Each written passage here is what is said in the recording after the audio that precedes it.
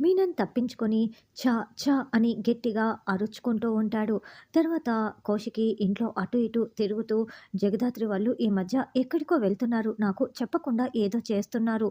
ఎక్కడి నుంచి వస్తున్నారని అడిగినప్పుడు కూడా మొఖంలో తడబాటు, మాటల్లో తడబాటు కూడా స్పష్టంగా కనిపిస్తూ ఉంది. ఈరోజైతే తేల్చుకోవాలి అని కౌశికి అనుకుంటూ ఉంటుంది.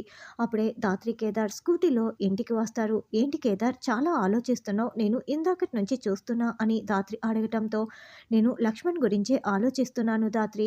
పాటిల్ని సొంత అన్న అయినా కూడా ఆస్తి కోసం ఎలా ప్రాణాలు తీసేశాడు, చంపేశాడు చూసావా? అని కేదార్ అనడంతో అవును, చంపితే హంతకుడు అవుతాడు కానీ ఆస్తికి వారసుడు కాలేకపోయాడు అన్న విషయం లక్ష్మణ్ తెలుసుకోలేకపోయాడు. బంధాల గురించి అందరూ తెలుసుకోవాలి అని ధాత్రి అంటే యువరాజ్ కూడా నేను ఆస్తి కోసం వచ్చానని కాకుండా ఒక అన్నగా నన్ను ఆదరిస్తే అభిమానిస్తే బాగుంటుంది ధాత్రి అని కేదార్ అంటాడు. త్వరలోనే యువరాజు నువ్వు డబ్బు కోసం రాలేదని నిజం తెలుసుకుంటాడు. ఆ రోజు త్వరలోనే ఉంది, ముందు లోపలికి వెళ్దాం పదా అని ధాత్రి అంటుంది. హాయ్ వదిన, ఏంటి ఇంకా పడుకోలేదే అని ధాత్రి అంటే అవునక్క, రెస్ట్ తీసుకోకుండా ఇంకా ఏం ఆలోచిస్తున్నావు అని కేదార్ అంటాడు. ఉదయం మావయ్య వచ్చి బాబాయ్ని చంపటానికి ప్రయత్నించాడు. ఇంట్లో ఇంత పెద్ద గొడవ జరిగింది. ఇలాంటివేవైనా జరిగినప్పుడు వాళ్ళని పట్టుకోవటానికి జగదాత్రి ఎంతో ఆలోచిస్తుంది. చాలా ట్రై చేస్తుంది. దాని గురించే ఆలోచిస్తూ ఉంటుంది. అలాంటిది మీరు మూవీకి ఎలా వెళ్ళారు? మీది ఆ టైపు కాదు కదా అని కౌశిక్ అంటుంది. అంటే వదిన, మేము కావాలని వెళ్ళలేదు వదిన. ఎలాగో టీచర్స్ మీటింగ్ అయిపోయింది కదా, అందరం కలిసి సినిమాకి వెళ్దామని టీచర్స్ అంతా బలవంతం చేశారు. అప్పటికి మేము రామనే చెప్పాము. వాళ్ళు బలవంతం చేయటం వల్లే వెళ్ళాము అని ధాత్రి, కేదార్ కవర్ చేస్తారు. అన్నట్లు మీరు వెళ్ళింది యాక్షన్ మూవీకని చెప్పారు కదా, తెలుగులో అలాంటి యాక్షన్ మూవీ ఏది కూడా రిలీజ్ కాలేదే, పేరు చెప్పండి అని కౌశికి అంటుంది. అంటే వదిన, మేము వెళ్ళింది తెలుగు మూవీ కాదు. మా టీచర్కి ఒక ఇంగ్లీష్ మూవీ అంటే చాలా ఫేవరెట్ యాక్టర్ కూడా అందులో ఉన్నారు అని ఏదో ఒక ఇంగ్లీష్ మూవీ నేమ్ చెప్తుంది. సరే, ఏ థియేటర్కి వెళ్ళారు, ఎన్ని గంటలకు వెళ్ళారు, ఏ ఫ్లోర్లో ఉన్న దానికి వెళ్ళారు అని కౌశికి నిలదీయటంతో అన్నింటికీ కూడా ధాత్రి, కేదార్ సమాధానం చెప్తారు. ఎందుకు వదిన ఇలా ప్రశ్నిస్తున్నారు అని ధాత్రి అడగటంతో మీరెందుకో నా కళ్ళలోకి చూసి అబద్ధం చెప్తున్నారు అనిపిస్తోంది జగదాత్రి. మీరు తప్పు చేయరు, నాతో అబద్ధం చెప్పరు అని నాకు నేను ఎన్నిసార్లు ఓదార్చుకుంటున్నా కూడా మీరు ఏదో అబద్ధం చెప్తున్నారని నా మనసుకైతే అనిపిస్తూ ఉంది అని కౌశిక్ అంటే అయ్యో, మాకు అబద్ధాలు చెప్పే అవసరం ఏముంటుంది అని ధాత్రి, కేదార్ అంటారు. లేదు, ఎందుకో మీరైతే ఏదో నా దగ్గర విషయం దాచిపెడుతున్నారు. నేనైతే ఆ విషయాన్ని బలంగా నమ్ముతున్నాను. అసలు అంతగా దాచిపెట్టాల్సిన విషయం ఏముంటుంది? లీగల్, ఇల్లీగల్ అంటే పోలీసు, దొంగ ఈ రెండిట్లో ఏదో ఒకటి అయి ఉంటుంది. వీటిలో ఏదై ఉంటుంది? మీరు నా దగ్గర ఏ విషయం దాచిపెడుతున్నారు చెప్పండి జగదాత్రి అని కౌశికి నిలదీస్తూ ఉంటుంది.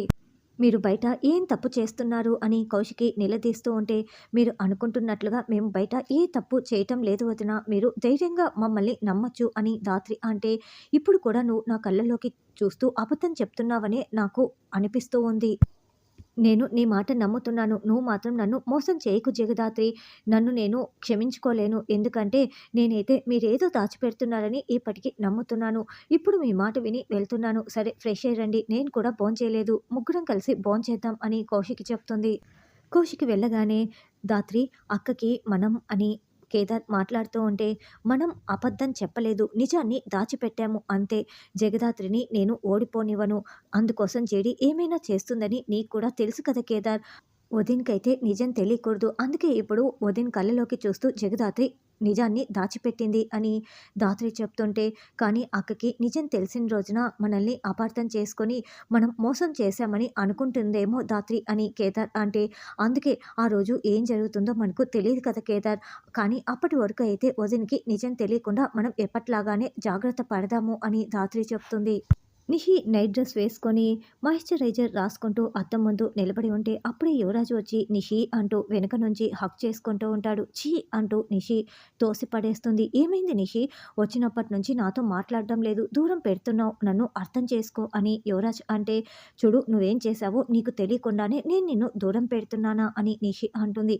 నేనేం చేశాను? నీకంటే నాకు ఎవరు ఎక్కువ కాదు అని యువరాజ్ అంటాడు. ఆఫీస్లో ఆ సోనీని నువ్వు ఎన్నిసార్లు పట్టుకున్నావు, ఇప్పుడు నేనెందుకు ఎందుకు కోపడుతున్నానో నీకు అర్థం కావటం లేదా అని నిషి అంటే, నీకంటే నాకు ఎవ్వరూ ఎక్కువ కాదు. ఇన్నేండ్లు అయింది కదా మన పెళ్ళైపోయి. నేను ఎప్పుడైనా నిన్ను కాదని ఎవరి వైపైనా చూసానా? అదేదో క్యాజువల్‌గా నేను కాపాడాను, పట్టుకున్నాను అంతే. నువ్వు నన్ను అర్థం చేసుకుంది ఇంతేనా? నీకంటే నాకు ఎవ్వరూ ఎక్కువ కాదు. అర్థం చేసుకో అంటూ ప్లీజ్ ప్లీజ్ అంటూ దండం పెట్టి వేడుకోవటంతో, సరే ఇంకెప్పుడు సోనీతో నిన్ను దగ్గరగా చూశానంటే నేను అస్సలు ఒప్పుకోను అని నిషి అంటుంది. అప్పుడే సోనీ దగ్గర నుంచి ఫోన్ కాల్ వస్తుంది. మేనేజర్ కాల్ చేస్తున్నాడంటూ మాట్లాడి వస్తానని యువరాజ్ పక్కకు వచ్చేస్తాడు.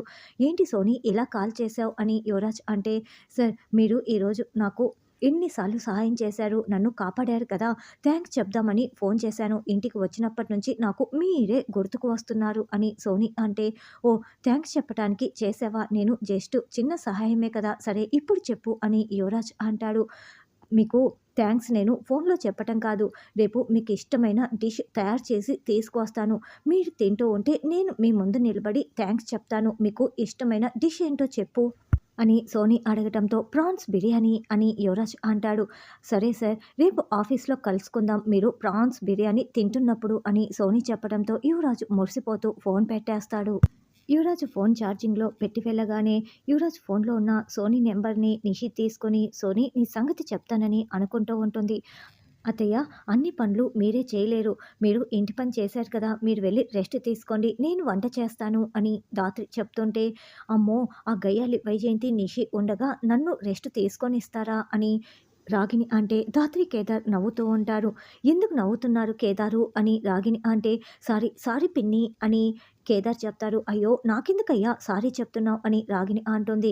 కేదారు మనం ఒకే ఇంట్లో ఉంటున్నప్పుడు నిన్ను గయ్యాలి అని కేదార్ అనేవాడు. ఆ విషయం గుర్తుకు వచ్చి ఇలా నవ్వుతున్నాడు అని ధాత్రి అనడంతో, ఏంటి నేను గయ్యాలనా అని రాగిని అంటుంది. ఒకసారి మీరు ఫ్లాష్ బ్యాక్ గుర్తుకు తెచ్చుకోండి అని ధాత్రి చెప్పటంతో, రాగిని ధాత్రిని టార్చర్ పెట్టిన సంఘటనలన్నీ చూపిస్తూ, అమ్మో అవును నేను నిజంగా గయ్యాలనే, నేనైతే ఒప్పుకుంటున్నాను.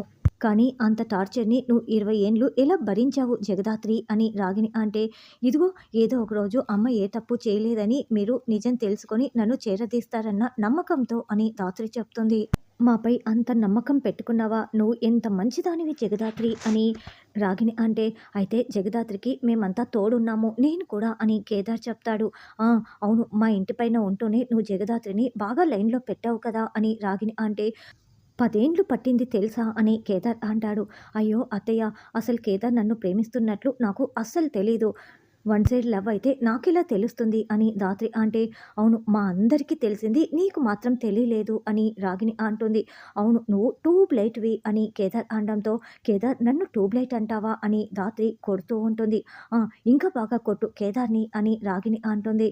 అయినా కేదార్ నువ్వు మా ఇంట్లో ఉండటానికి కారణం ఎవరో తెలుసా? జగదాత్రినే అని రాగిని అంటే, ఏంటి జగదాత్రి కారణమా అని కేదార్ షాకింగ్‌గా అడుగుతూ ఉంటాడు. అవును, నిన్ను ఇంట్లో నుంచి పంపించేసేయడానికి ఇంట్లో చాలా పెద్ద గొడవ జరిగింది. నేనే సపోర్ట్ చేస్తూ మాట్లాడాను అని ధాత్రి చెప్తుంటే, అవును సపోర్ట్ చేయడమే కాదు మమ్మల్నందరినీ ఎదిరించింది. ఉంటే తప్పేంటని మాట్లాడింది. అప్పుడు చాలా పెద్ద గొడవ జరిగింది. నిషిక, రేఖ అని రాగిని చెప్తూ ఉంటే, అప్పుడే అదంతా వింటూ నిషి, వైజయంతి అక్కడికి వస్తారు. 10 ఏండ్ల ముందట మా ఇంట్లో జరిగిన సంఘటనలన్నీ నీకెలా తెలుసు? అసలు నువ్వెవరు? నిజం చెప్తావా లేదా అని నిషి వచ్చి నిలదీస్తూ ఉంటే, నాను సిలకమ్మని అని రాగిని మాట మార్చేస్తుంది. నువ్వు మాట యాస మార్చి మాట్లాడినంత మాత్రాన నేను కనిపెట్టలేననుకుంటున్నావా? మర్యాదగా నిజం చెప్తావా? లేకుంటే పోలీసులకు పట్టించనా? వదిన్ని, మామయ్యని అందరినీ పిలిచి గొడవ చేస్తాను. పోలీసులకి పట్టిస్తాను అని నిషి వార్నింగ్ ఇస్తుంటే, రాగిని ధాత్రి కంగారు పడుతూ ఉంటారు.